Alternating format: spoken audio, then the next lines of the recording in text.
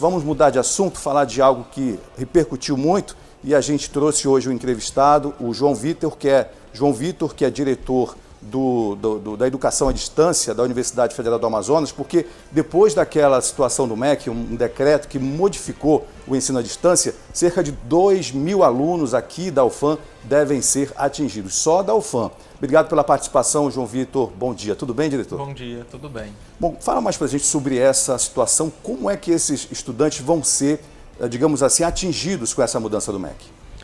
Então, Fábio, essa mudança ela vem sendo discutida desde o ano passado, do fim do ano passado, apesar do lançamento dela ter sido adiado algumas vezes.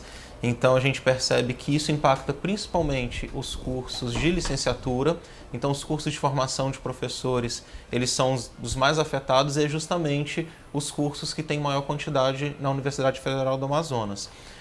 Esses alunos, eles vão ter que se adequar a uma carga horária presencial maior, porque o que ficou definido é que os cursos de licenciatura eles só poderão ser ofertados na modalidade semipresencial, e isso significa que eles terão que ter 30% da carga horária em atividades presenciais e os outros 20% que completariam os 50%, eles poderiam ser ou presenciais ou se não também com momentos síncronos mediado, que vai exigir que tenha um professor para cada 30 alunos, e além disso, com interação, então assim, é como se fosse uma atividade presencial também, só que com uma quantidade menor de alunos por professor e com processos de interação. Outra medida também que a gente percebe que vai impactar mais em relação aos encontros presenciais para a realização de atividades avaliativas, atividades de extensão. Então, a gente entende que quando um aluno procura um curso EAD, ele procura justamente pela dificuldade de fazer aquela atividade, a locomoção.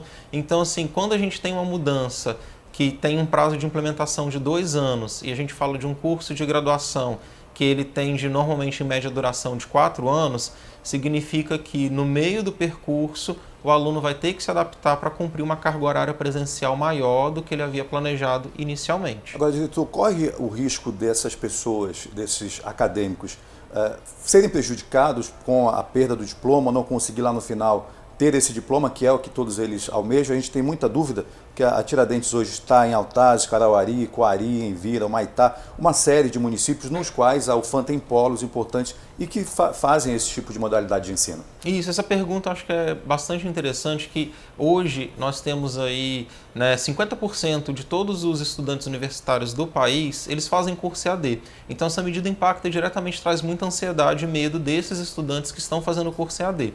O que a gente pode tranquilizar é que todo mundo que já está matriculado num curso superior EAD vai ter o direito de terminar, inclusive aqueles que ingressaram nos cursos que ficam proibidos de serem ofertados na modalidade à distância ou semipresencial, como, por exemplo, curso de Direito, Medicina, Enfermagem, Psicologia.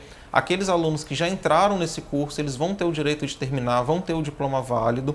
E aqueles alunos que fazem outros cursos que também mudaram as regras, eles vão continuar com o diploma válido, e com o mesmo peso, com a mesma validade de qualquer outro curso presencial, e que essas medidas elas vão ser adaptadas e planejadas para as mudanças ao longo do tempo. Então, assim, a gente tem ainda 2 anos para o cumprimento total dessa mudança e além disso, os alunos que ingressarem a partir de agora, eles já vão entrar na nova regra, mas quem já está cursando vai ter o direito garantido e vai ter um tempo de transição até a conclusão do curso e não vai ter prejuízo. Esse que é o mais importante. A gente conversou também, pediu informações para a Universidade do Estado do Amazonas, que nos informou que os cursos chamados especiais ofertados pela instituição não são mediados por tecnologia e não se caracterizam como educação à distância.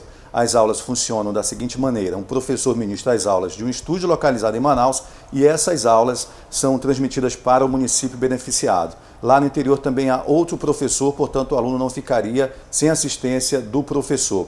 Por isso, nesta primeira análise, a UEA ressalta que não foi impactada com as novas definições. A gente conversou com algumas pessoas, alguns especialistas dessa área, que afirmam diferente, acham que vai ter esse impacto, mas a UEA está dizendo que não. Tem também as universidades que são privadas, a gente segue acompanhando esse assunto importante. Agora, diretor João Vitor, por que houve essa mudança, né? Estava havendo algum tipo de burla em relação à lei? Por que houve essa alteração aí? Então, essa alteração ela vem, se a gente pensar que de 2018 até hoje, nós tivemos um aumento aí de 230% de matriculados na educação à distância.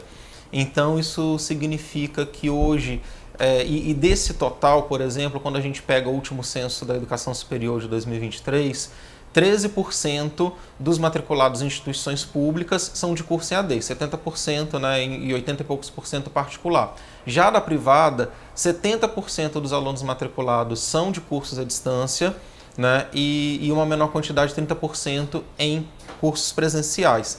E a grande diferença é que a gente tinha, por exemplo, algumas instituições particulares oferecendo cursos de, por exemplo, segunda licenciatura. Se eu já sou professor, por exemplo, de geografia e quero ser professor de educação física, eu faço esse segundo curso de educação física em um ano.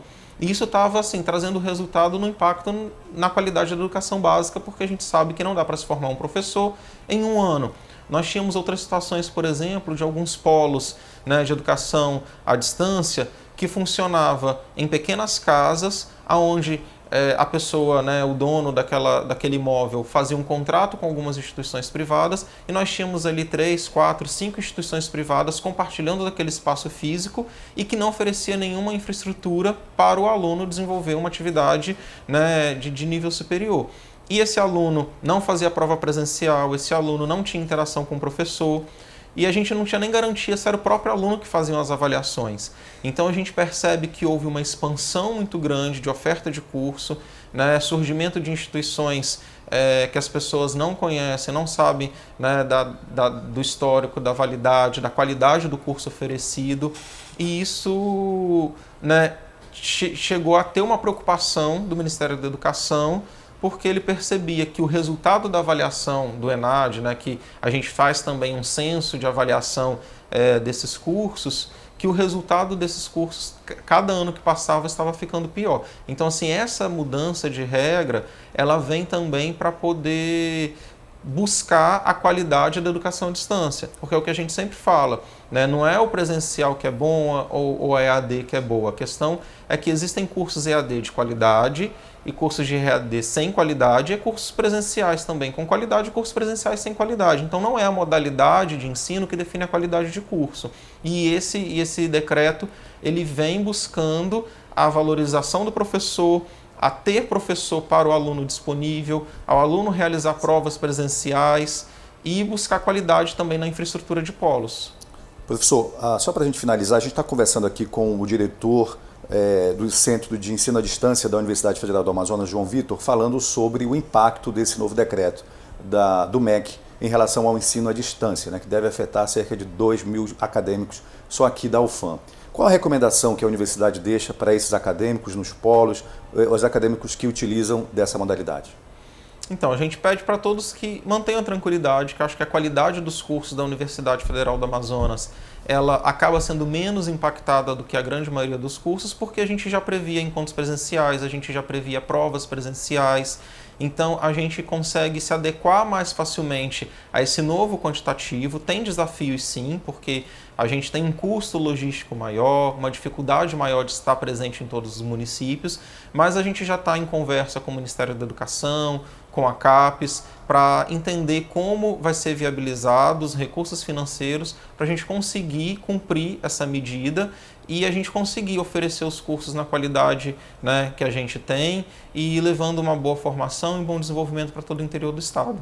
Diretor da UFAM, João Vitor, lá da modalidade de ensino à distância, obrigado pela participação aqui no Manhã de Notícias. Bom dia para o senhor, bom trabalho. Obrigado.